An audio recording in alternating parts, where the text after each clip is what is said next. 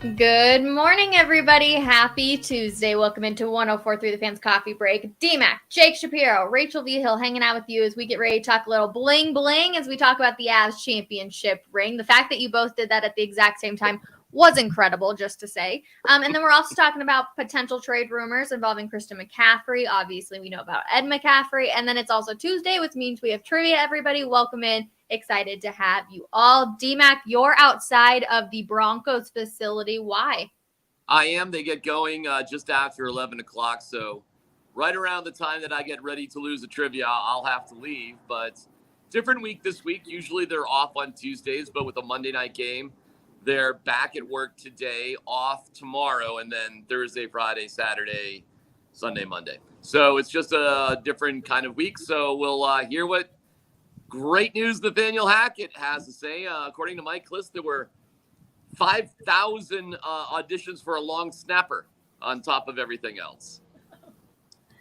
Woohoo! Can't wait for it. 5,000 auditions for a long snapper. Was there 5,000 different people, or were there 5,000 different snaps taken?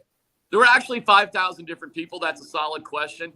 What's ironic is only that half of them got to do the snaps. The others just sort of had to stand around.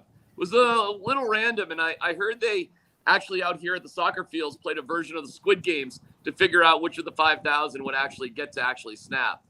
I'm not saying that makes any sense. I'm just telling you what happened.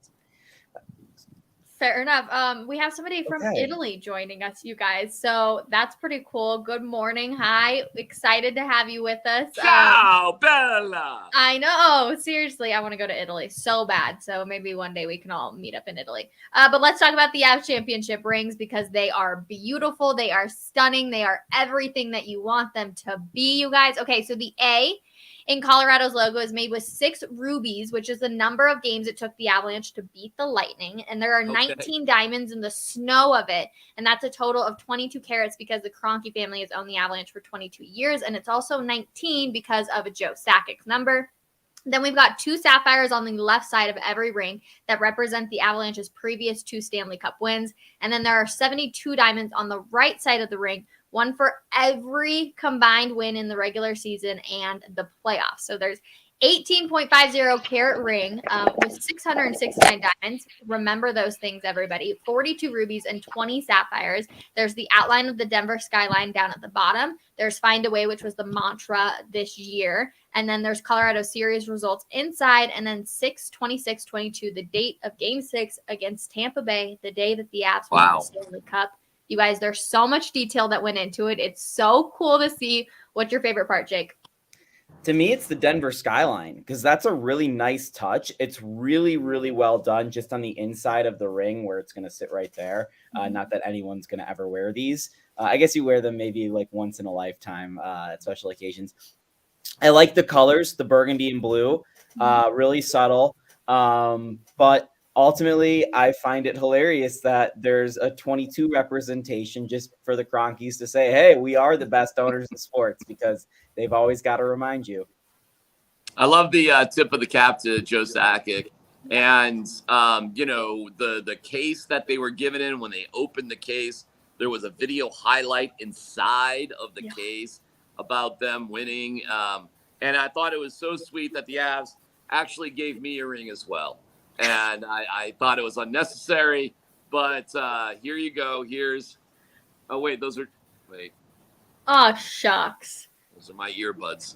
Not a ring. The only person recently that's handed out a ring is Jake Shapiro over here. Yeah. D-Mac, you're like 20-something years ago that you tossed out a ring, but Jake recently. Rachel, let's say let's say you get engaged. Okay. Instead of careful there, Jake with Rachel. Instead of a diamond, the man gives you a Avs championship ring.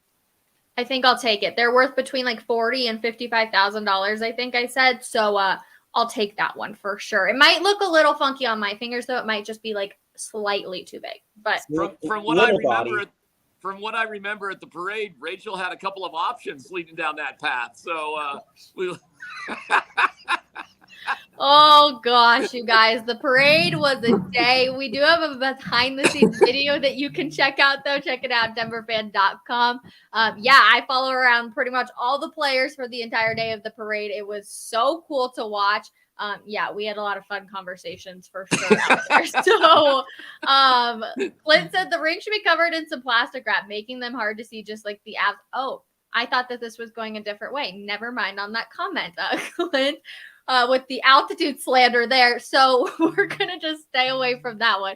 But anyways, you guys are throwing a lot at me for a Tuesday morning. All right. I haven't had all I need to drink, apparently. D-Mac, take it away. What else do you like about the ring? Well, I think it's just amazing. I am kind of curious, and I don't have the answer to this, but I am curious, like how Kadri gets it, Burakovsky gets it, Darcy gets it. And I assume they weren't at the dinner last night. So I am a little curious how that happens. I think the ring itself is absolutely spectacular. Yeah. I'm so happy for the guys. I'm happy for this community. I think it's absolutely wonderful. It looks absolutely gorgeous. Great job all around. And let's get another one, right? And by the way, so we're here for Broncos stuff, but the Avs have practice as well. And I'll be going over to the Avalanche practice. So what an amazing juxtaposition that you celebrate what you did last year. And this is probably it, right? This and the banner ceremony tomorrow night before you can finally move on. But I asked Jared Bednar about that during the beginning of training camp, and he said that he had moved on relatively quickly. And so you just have these moments that kind of pull you back. But we're getting very close to the end of all that before it's truly about this season. So that was a significant thing last night, the dinner in the rings, and, the banner ceremony as well. But man, tomorrow night we get going with a brand new season. Yeah, while I think most people in Denver will actively think, hey, Avs Stanley Cup champions probably for at least another year, it's funny to get inside the mind of an athlete, T-Mac and Rachel. You guys have been there and asked these questions. These guys are such competitors that they almost, like a week after winning their greatest achievement ever, they're almost like, let me get back to competing. I want to compete. Even the coaches. So it seems like a miserable existence to me at times that these guys are that driven by just beating other people at things. But that's truly how they believe. Like, I believe Jared Bednar when he says, yeah, 10 days, those were the best 10 days of my life. And then I was in there watching film to see how we can get better for next year. Yeah, like, I could feel, by the way, I could feel that wear and tear on the Lightning because they had done it 2 years in a row and were back for a third year. And I didn't feel sorry for them, but I had a lot of respect.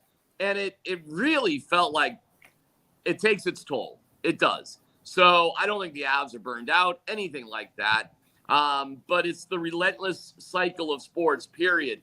The good thing, though, is that what motivates you now won't be the quest for the cup for the vast majority of these guys. It'll be the quest for legacy. And that's pretty awesome. And, when you have that ring and you think of Cale Makar, who's so young and has won basically everything you possibly can win, it is amazing to think, well, what else motivates this guy? And what else will push him forward? And I can't wait to see it. It's like they say, once you start making a lot of money, you always want to make more. Once you start winning a lot of things, you want to just continue to make even more and to win more. It's going to be such a fun season. I'm looking forward to tomorrow night. But I really do think that we're going to see the fact that there was a very, very, very short time between when the Avs won the Cup and the start of the season. And we've talked about it a lot. Don't expect this Avs team to start on a crazy hot streak, and be first place all the way to the playoffs.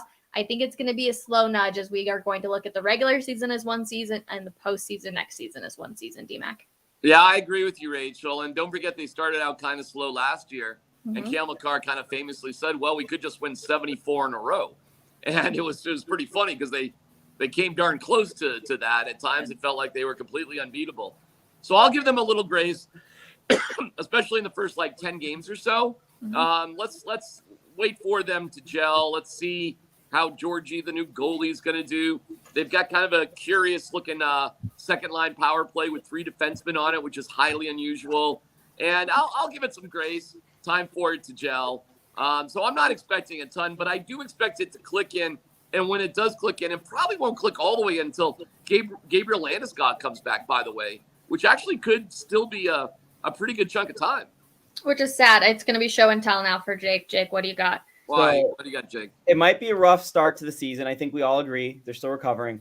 But I'm going to guarantee a win Wednesday because the Chicago Blackhawks are a car wreck. They're bad. That was a Zamboni wreck, I guess. Patrick Kane, he's going to be, I guess I can show it on my desk.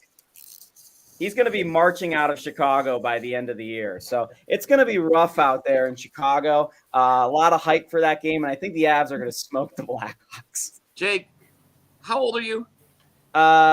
Too old to be doing that. Why do you have toys? Why do you just have random Those aren't toys? toys, D-Mac. No. They're What are sports they? tchotchkes. They're sports tchotchkes. Yeah, they can be like collectibles. Simmer down over there. Josh has Collectibles. got stuff- He just smashed them together. He just smashed his collectibles together. Listen, I've seen drunk men take glass mugs that are like etched and have Bronco stuff and smash them together and break them. Those are still collectibles. It's not my fault. Some people- Those are toys. Okay, Jake, you need to take a picture of those and post on your Twitter and say, are these toys or are these Blackhawk, not What? memorabilia, but Well, something else? Yes, please do that. Are these toys? Yes or no? See, here's the thing. I have like Got a bunch of over this- there. I have a bunch of stuff like that over here. I get it. A guy that's got some toys probably has a lot of toys. No. So, but here's the thing, D-Mac. These were hiding in my childhood bedroom, and I recently saw my parents, and I said, hey, let me grab some of these because I'm trying to improve my coffee break background. I'm not actively playing with them as toys. I'm trying to like put a Champ Bailey football behind my screen like Rachel over here. Like here, do you want a Carlton Fisk signed baseball in our background? It's just for the background. That's better. But if you have a wind-up Carlton Fisk bobblehead, half Red Sox, half White Sox, I'm going to be concerned. We got a comment that said totally collectibles. D-Mac, you're out. That's just somebody who has similar toys. No, they're not toys. Okay. D-Mac, I can't believe you. You've been on a roll recently. Also, you on Twitter last night. Real quick, can we talk about it? What was going on Twitter? What was I doing? You were just responding and trolling all sorts of people on Twitter. Oh, I have fun. I have no friends. So sometimes I find solace in the heckling of strangers. It's fun. I will agree. I did it this morning to an individual. So I do indeed. We did say I have multiple toys, D-Mac. What of it? Yeah, what's your hatred then if they're toys? Grow up. I don't know. What do I say with grown men with toys? We play the we need to go toy to D-Mac's store, house. We're in sports talk radio. Like our whole life is toys. Fair enough. I can't argue with that. I can't argue with that on that. Maybe True. that's my problem. Hey, I got it. That's my problem. I should have more toys. That's my issue. More toys. Okay. He does have a lot of cats. Okay, moving on though, we have to tell you about this awesome opportunity with Redline Athletics Centennial. You guys, we talked about it. It seems like for forever, but this is a crazy good deal for all of you. You can go to the brand new state-of-the-art speed and agility training facility. It is the ultimate spot for your student athlete to take their performance to the next level. So enter in today, ages 8 through 18, denverfan.com for you to win a year-long membership. An awesome, great opportunity as we welcome in Mike Evans. Mike Evans, my man, how you doing?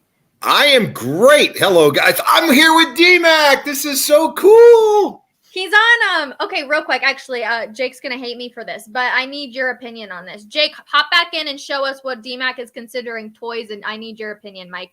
Is All this right. a toy or is it? We've got a Blackhawk Zamboni. This is going to hurt my case, but it's actually a remote control. You can like make it go around. We've got the Patrick Kane marching little guy here. We've also got the Red Sox truck. I have no idea why I have this. What else we got here? Are they toys or are they collectibles? Carlton Fisk baseball. Those are toys. Thank you. Thank you, Mike. Those are toys. Clearly, right? Okay. Hey, Jake. It's time. Hey, It's time to grow out of the Peter Pan phase, and it's time to grow up. Okay.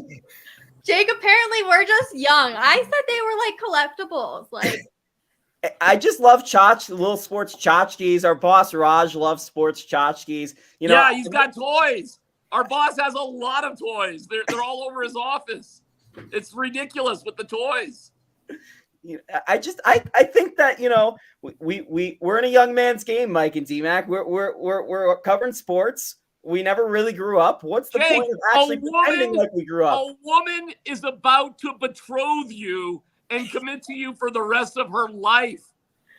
Get rid of the toys. And apparently it's working. Yeah. He's engaged. So stick with what you do, Jake. All right. Let's talk a little bit about Broncos trade rumors being involved in Christian McCaffery. While it's a very, very, very slim chance and it doesn't really sound like they're planning to trade good old Christian McCaffery down there in the Panthers, I'm interested to hear what both of you guys think. Would you take Christian McCaffery or no, Mike? Oh, I would take him in a heartbeat. I love Christian McCaffery, but the problem is that the Broncos don't have draft picks. They gave up all their draft picks in the Russell Wilson trade, and I think they only have 5 for next year at this point. George Payton says he's going to have more. He promises that, but for giving up more draft picks, more draft capital for Christian McCaffery, look, I'd love to have Christian McCaffery, but at this point, when you look at what's ailing the Broncos right now, it's nothing that Christian McCaffrey is going to fix. Look, there's a lot to like about what this offense has done and what I think it will continue to do.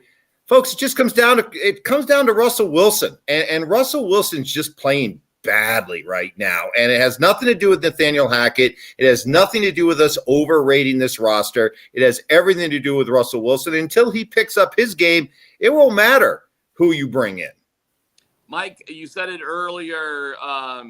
What'd you say? Keep your eye on the prize, or you got to read the room. Read the room. That's what read the room. Read the room. And I said it yesterday on our show as well. Same sort of thing, because you go from a Winston Churchill quote about going through hell, a religious quote, and then the next tweet the next day is selling hats. Read the room. I mean, so are we all supposed to feel sorry for you? Is that what so we're supposed to feel sorry for you? I respect everybody's religious choices, fine. But then you juxtapose that with selling hats.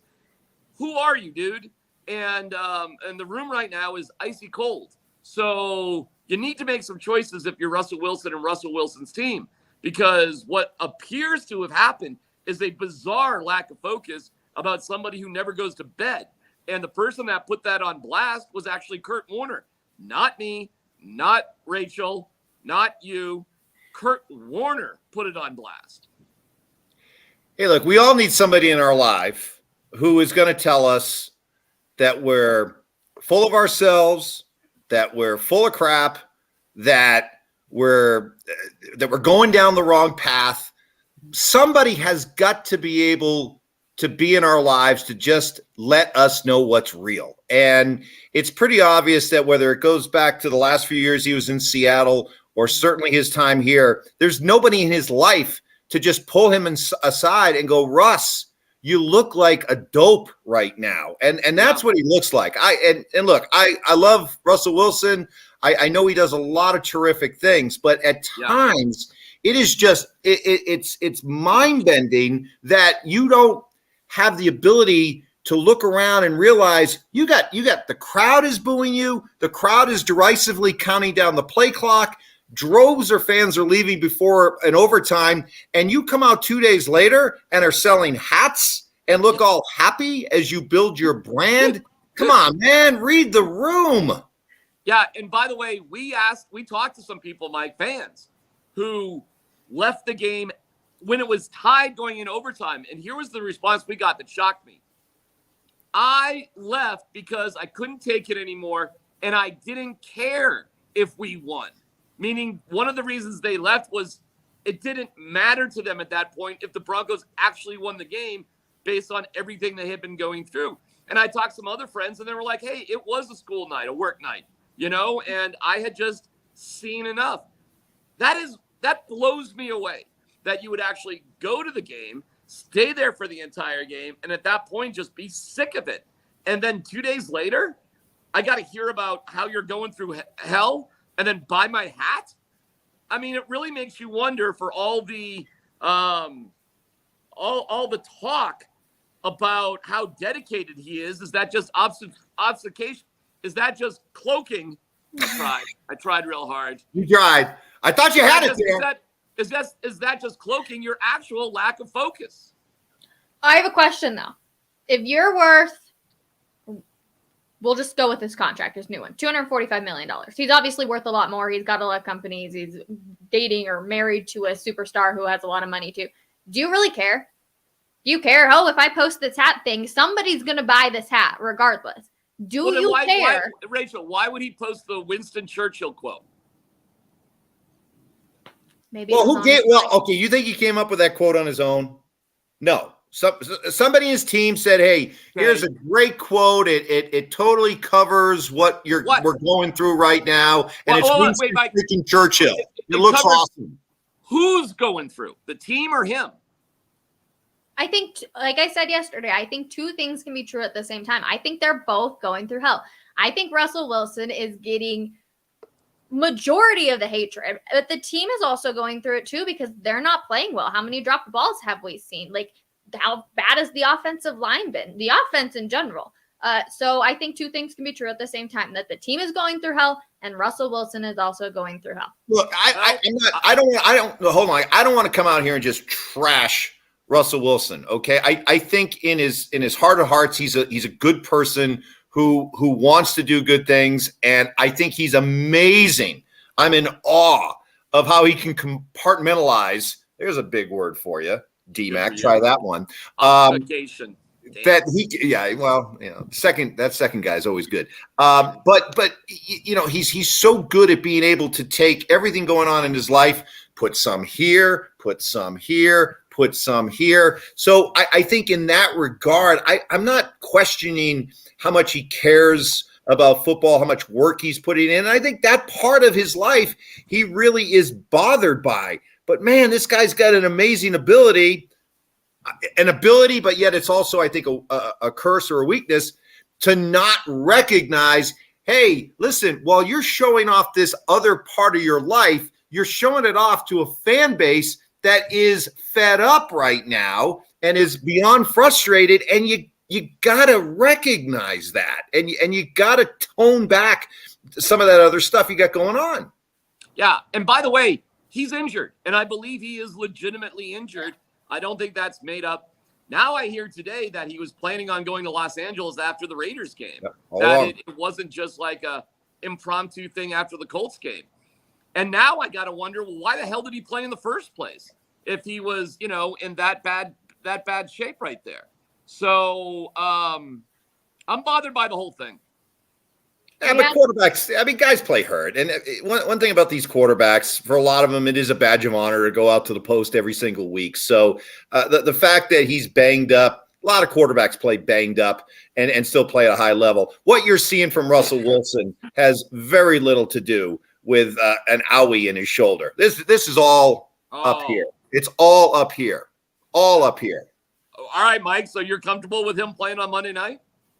Oh, absolutely. Yeah. You have absolutely. to. Absolutely. I'm not. I'd shut him down. Shut him down? Yep, for a couple weeks at least, maybe through the bye. You're big into the whole, let's just shut a guy down for a couple of weeks and take a look at the big picture. Why? If he can go out and play. Do you see a guy that is physically limited when he makes his throws? Really? Yes. Give me examples. Mike, the throws were behind. They were behind guys. They were over guys' heads. Not only is he not seeing it, he's not physically able to put the ball where it needs to be. And on top of that, he may be focused on certain guys because he's just not comfortable making certain throws. And so he's just ruling things out that just aren't possible for him to make right now. No, he looks like, to me, he's hurt. And it's impacting the way he's throwing the ball. That's what it looks like to me. No, I think he doesn't trust himself. I don't think he doesn't. My scenario is better than your scenario. My scenario is he gets healthy, he's better. Your scenario is he just stinks. No, my scenario is that he doesn't trust himself right now in this offense. He doesn't trust the people he's throwing to. He's not seeing the field that well. But no, I don't think this is a case of a guy who just is physically impaired. Well, I would. Hey, put it this way, D-Mac. I wish it would be as simple as that. I wish it was just simple. Hey, give him a couple of weeks, heal up, and we're going to see the Russell Wilson from the last 10 years. I don't think that's the case at all. D-Mac, I'm shocked that you said that because I think an injured Russell Wilson is still better than a healthy Brett Rippon. Well, to what degree? What do you mean? Like 80%, 70%, 60%? I mean, how bad is Brett Rippon? I mean, but there's no way that Russell Wilson is 50% out there.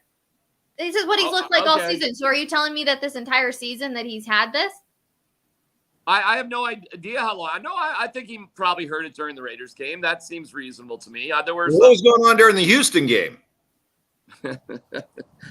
Listen, bro, we saw. Was he hurt? Was he hurt? Mike, how many days of training camp did he look great? But you're also not going. You're not playing a game.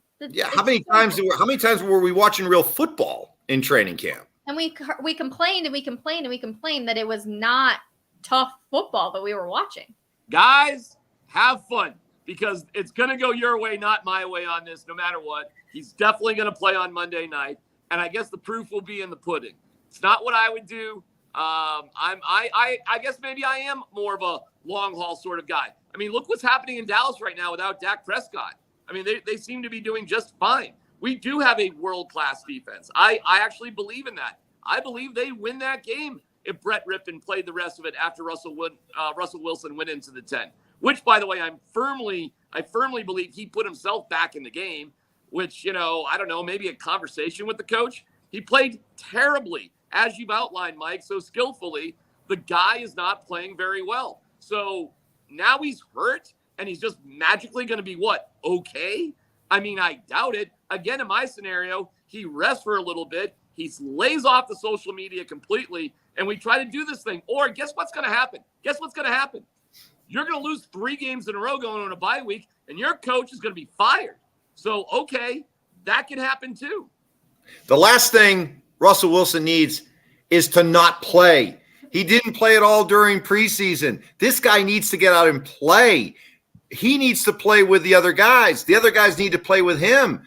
This is an offense that has no rhythm, no continuity, and you want to bench him you want to sit him and put him on ice for 3 weeks? I don't want to bench him or sit him. I want him to heal. I want him to be healthy, both physically and mentally. I want them to re-look at how they're doing everything in there. Hopefully, Brett Rippon could scratch out a win in the next 3 games, and then we go for a more stronger stretch in the back half of the season. So you think it 3-5? Because that's the scenario you're looking at. If you get Brett Rippon to deliver 1 win, you're looking at 3-5, where everybody agreed that minimum, if you were going to make a run of 10 or 11 wins, you would have to be 5-3 at the bye. You're going to be 3-5, and you're like, hey, let's go in the second half. That's your strategy. That's a better strategy than to lose the next 3 games, have your quarterback more hurt, and get your coach fired. Because that's what's barreling down I-25 right now. Okay, maybe I'm wrong. Hey. We'll see, man. We'll see. Let's see what happens if they lose the next 3 games. Let's see if they get embarrassed on national TV again. We'll see. Maybe there'll be international redemption against the Jaguars, who are up and down. Hey, I'm here for it. And by the way, they're not going to do what I suggest. They never do what I suggest. So you're going to get your way. Russell's going to play. He's missing his best running back, his best receiver, because I think Patrick is their best receiver. Their starting left tackle, and a partridge in a pear tree. But, good luck. Rachel, can I just ask D-Mac, why are you like the patron saint of underdog quarterbacks? Man, whether it's the Brett Rippons, the Chad Kellys, the Kyle Sloters, man, you got a soft spot for the underdog. Did you spend too much time on the bench when you were younger? Or do you just identify with these guys? I was the captain of my high school baseball and soccer teams, and Honorable mention in both, by the way, not to brag too much. Michael, my sports accomplishments dwarf whatever you've imagined in your life. But, that's okay. We don't have to compare the 10 marathons I've run to the nothing you've done. But that's okay. It's not worth mentioning all those sort of things. And we can race skiing anytime you damn please. We'll go up and we'll go down. And we'll see what's what right now. That all being said, Rachel, I think I hit a nerve. I'm the front runner. Mike, I'm the front runner of all front runners. Did I just trigger I thought you were untriggerable. You do all the triggering. I just triggered you. Woohoo! My face made. Woohoo! You want to doubt the amazing athletic heritage that I had in my life? And yes, did I choose broadcasting glory over sports performance glory? It wasn't my fault Syracuse didn't have a baseball team, Michael, and that's the truth. Rachel, I apologize. I know the last thing, Rachel, you thought this thing would turn into is me and DMAC debating our athletic prowess against each other. That's okay. Makes for a great conversation. Chime in at any point, Mike. And plenty of laughs. DMAC, I have a question for you since I know you're going to be heading over to Broncos here. We're going to get you out the door. But tomorrow, Wilson will talk to the media. Are you going to ask him about the Churchill tweet? It'll be Thursday, and damn right I will. Okay. I'll just say, what did you mean by that Churchill tweet? Why did you put it out there? Of course I will. I'm gonna ask Hackett about it here in just a few minutes. Russell Wilson put out a tweet by Winston Churchill saying, when you're in hell, keep going through it. What do you think he meant by that, Coach? And I definitely am going to. Also, I'm going to ask Hackett if I can. I mean, we'll see how that one question goes. I'm going to ask him what indeed is the relationship with Jake Heaps, Russell Wilson's personal quarterback coach, inside of the building, because there seems to be bizarre miscommunication going on right now. And what's really happening inside there? I'll ask the questions. We'll see if they get answered. Two solid ones. All right, DMAC, appreciate your time. Have fun over at Broncos. Mike, to you as well. And actually, we do need to bring in Jake Shapiro real quick because he's looking quite good because I think he's got some more toys. Oh, so we need to get some, here, I'll throw this up. There we go. Well, Andrew Mason just texted me, and he's watching Coffee Break, and he said, important question. I need to know if bobbleheads are toys. So we've got, No, bobbleheads are not toys.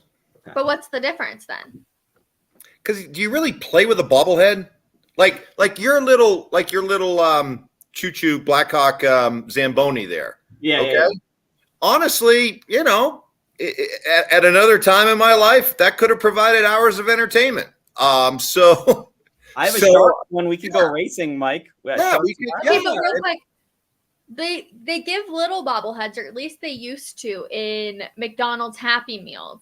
Same with the same trucks that Jake's has. So technically, then wouldn't they both be toys? I don't know. I can tell you one thing. I feel like Drew Soicher right now, and I don't like feeling like Drew Soicher. Good pull right there. Good pull. Yeah. All right. No, hey, Jake, listen. Your childhood toys. I don't want you to ever lose sight of the child in you. So if every once in a while you got to pull out that Zamboni and play with it, go ahead. Only for Coffee Break, only on here. Mike, appreciate you hopping on with us today. Always a pleasure to have you. All right, everybody, let's get to some Tuesday trivia. We've got Colorado Avalanche edition. Let's do it. All righty, let me put up my screen. Hold on, everybody.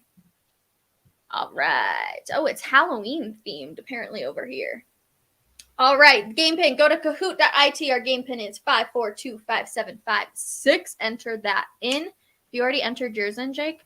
Yeah, Tchotchke have her. Okay, I was just wanted to double check there. I already knew you were going to be really scared of that word. Tchotchke? Tchotchke. Listen, I was in speech therapy as a kid, so. Same. Yeah. Sub to Dragonfly B. Okay. If you're watching on Facebook or YouTube, will you please put that in the comments for us? Because I need some clarification on sub to Dragonfly B. Someday, someone's going to put something in here that we shouldn't read. I have a feeling. Collectibles. I love it. I'm Boom. glad we're going with the theme here, everybody. Kahoot.it game pin 5425756. Eric, thanks for hanging out with us this morning. Rachel, you have a second show today, I heard. You're going to be on later today on a show, right? I will. I'll be on 104.3 The Fan from 6 to 7. Come hang out with myself. I'm not sure who else is going to be hosting with me, but come listen. We're going to continue kind of the coffee break talk and whatever else Hackett says today. Maybe if he does answer DMAX questions, we'll get to it as well. So it's going to be fun. I'm excited for it. Again, everybody, Kahoot.it game pin 5425756. Ryan, what's up, my man? Steven, I didn't say hello to you. Good morning. Interesting that DMAX kind of been in a mood. He's been a little fiery lately. You know, when the Broncos lose a couple games, I think it gets to him. Right. You know, he's ready to get some people out of their jobs. Seriously. I mean, so am I. I just, DMAX had a lot more time on this show than I have. True.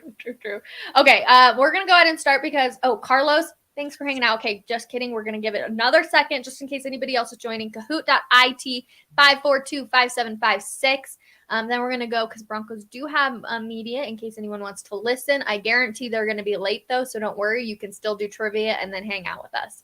Maria, Broncos losing makes the city grumpy. LOL. True. Retweet on that one. Oh, Real McCoy, what's up? All right. Okay, last one. 10, 9, 8, 7. Like Ish Smith, Rachel. 5, 4, 3. He had a buzzer 2, beater last night. 1. Broncos for life. Okay, do I count down again and wait? Nah, you're good. You're good. All right, let's do it. I don't know if I like the Halloween theme. All right, Colorado Avalanche trivia because tomorrow they start their run again to try and become back-to-back Stanley Cup champs. Let's do it. What was the original name of the Colorado Avalanche? If you played trivia before, you're going to remember this question, everybody. Let's see if I have any Avs tchotchkes around here. I don't know. Jake, also, Thursday, DMAC and I are going to do pop rocks and helmets. So will you bring in your helmet for me today? Yeah. Do you want me to show off which helmet options you got? Because I've got a catcher's helmet for baseball. I've got a hockey helmet, which would be really funny because, you'd have the cage. Yeah, I know. I kind of do like that one too. Okay, real quick. Nordics, correct? Okay. Jake staying ahead. How many carats of gemstones do the Stanley Cup Avalanche rings have, everybody? You paid attention. You would know this from earlier. We talked about it. All right. Yeah, get a little. I can do some climbing and grab it. Perfect. Let's get it. What we're gonna have for you on Thursday. 18.5 carats of gemstones, everybody. Yeah, it's a honker of a ring. Oh yeah, that's quite the helmet. Yeah. That's quite, I would look pretty good. I'm not going to lie. I'm excited for it. Okay. Question number 3. How many times have the Colorado Avalanche won the Stanley Cup? 1, 2, 3, or 4? I would put it on, but it's your gag. I don't want to steal your gag. Know. I'm looking forward to it. What can I say? It's funny that, you're going to have the metal cages on in front too, like a real hockey helmet, not like what they wear in the NHL.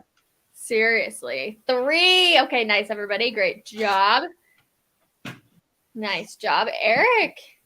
Okay, Eric. I think you got to be speedy quick. How many diamonds are on the Avalanche Stanley Cup rings? Diamonds, everybody. Diamonds. So, you know how they always say diamonds are a girl's best friend? Yeah, I've heard that. I don't think so. I think truly it's dogs. And I know they say dogs are man's best friends, but I want a dog to be my best friend too. Nobody got it correct. Wow. 669 diamonds. Guys, you got to pay attention. I give you the answers. I give them to you. Wow. Okay. Eric, I thought that was your time. What year did the Avalanche win their first Stanley Cup trophy? I think when they say like man's best friend, they're not talking about like men specifically. They're talking about like people as a species, which it's really not great that we do people as a species with the same thing we used to call one of our genders. Yeah, I don't like that. I don't either. I'm with you. 1996, the year I was born, everybody. 1996. Or you're a 95, aren't you? I'm a 95 baby. So I remember the Avs Stanley Cup run. I was a couple months old. Gem you are. Oh, yeah. In the regular season last year, who had the most points and goals? I actually did this question for Will Peterson, unfortunately unable to join us today, but I did it for him.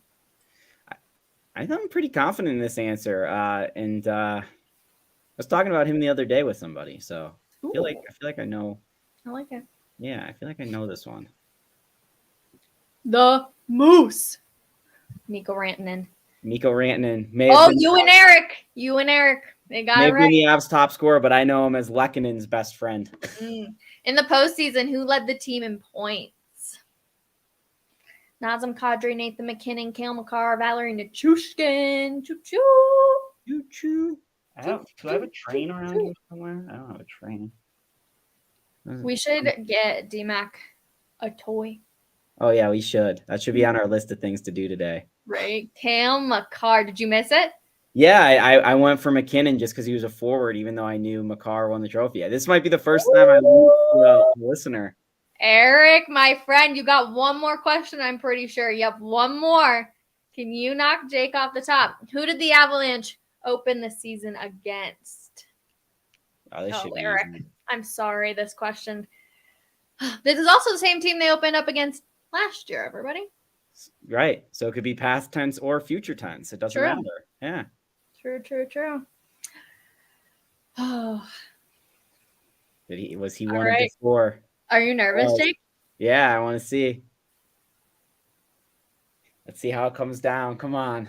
Ryan. Nice job. Oh, Eric, he must have just beat you, my friend. Just beat you. And our very own Jake Shapiro. Nice job, Jake. Eric, appreciate it. That was a fun one, dude. Ryan, you two runners up. We're Steven and the real McCoy. You guys, thanks everybody for playing with us. I feel bad for Eric. Eric got 6 out of 8. I got 5 out of 8, and I won. This game is so messed up because it's just who goes fastest. It has nothing to do with. I actually never realized that, but you're 100% correct. Yep, that's why I go so quick on all of them, and Will's always calling me trigger fingers. I've never realized that. Mm-hmm. That's some BS in my personal opinion. Yep, you might have to find a new trivia game, Rachel. I know, I might have to. Huh, interesting. All right. Well, Jake, what are you most wanting to hear from Hackett later today? I'm really interested if DMAC asks his ladder question. I actually was there for the genesis of that. I was talking with Stokely and DMAC yesterday about kind of that relationship off the air, and we were all kind of trying to figure out how that works. So I'd be really interested to hear that answer about what Jake Heaps actually does, what's his relationship with Nathaniel Hackett. I also want to know what the Broncos have been doing the last 5 or so days since we last heard from them on Friday. Was it, let's take a break, let's get our mind off football, or was it, let's double down on hitting the film, let's institute some new things, stuff like that? I'm interested in those two things from Hackett. I'm pretty sure they got the weekend off. But that doesn't mean the coaches had the weekend off. That could mean they were, true. Yeah. Very, very true. And we've obviously heard that there have been player-led things that have happened. Yeah, I did see that for Eric. Next time, Jake, for sure. Coming out with us every Tuesday, we do trivia. It's a whole bunch of fun. It's going to be interesting. We'll keep you guys up to date, denverfan.com, for everything from Nathaniel Hackett's presser. We're about to both go listen to that right now. And a little teaser for tomorrow. We've got a special guest joining us, so make sure you tune in. It's going to be a really, really fun show of a lot of Avalanche stories, if that gives you any hints. We'll see everybody tomorrow morning, 10:30 a.m. Bye, everyone.